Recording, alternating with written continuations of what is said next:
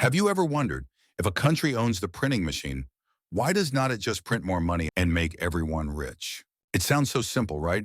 But the truth is, printing money can destroy an entire economy in just months.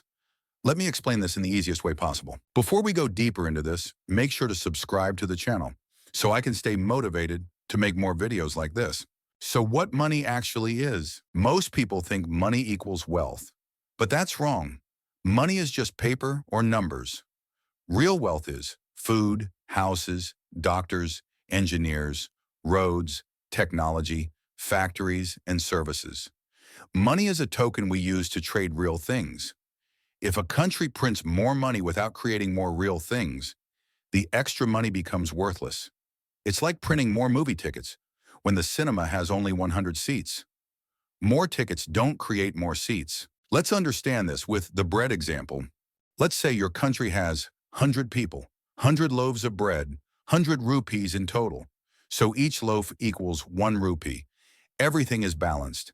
Now imagine the government prints another 100 rupees, so money becomes 200 rupees. But bread is still 100 loaves. Now what happens? People start offering more rupees to get the same bread. Prices go up, bread becomes 2 rupees, then later 3, then 5. Nothing improved. People have more money, but everything costs more. This is inflation, and it silently eats your money's value. Inflation is not a loud explosion. It's slow, quiet, and dangerous. When inflation rises, your savings lose power, your salary buys less, food becomes expensive, rent increases, fuel prices climb, people lose trust in the economy. Imagine saving $10,000 today, and in 2 years, that same $10,000 buys half of what it used to. That is inflation. If a country prints too much money, inflation becomes hyperinflation, and that's when everything collapses. Hyperinflation is when prices rise daily, sometimes hourly. Let's understand it with some real examples. First, Zimbabwe. They printed money to fix poverty, but result?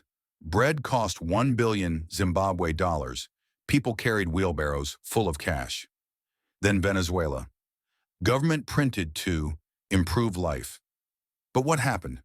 Gasoline, food, medicine. In short, everything became impossible to buy.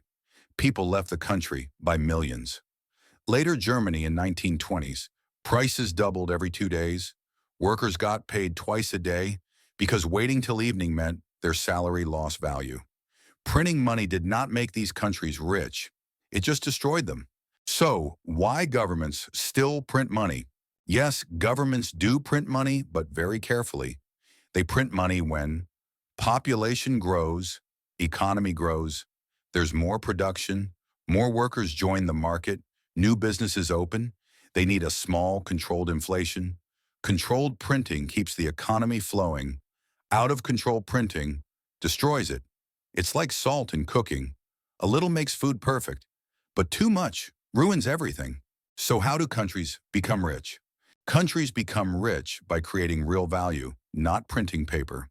They grow by building strong industries, training skilled workers, exporting products, innovating technology, improving education, attracting investment, increasing productivity, building infrastructure.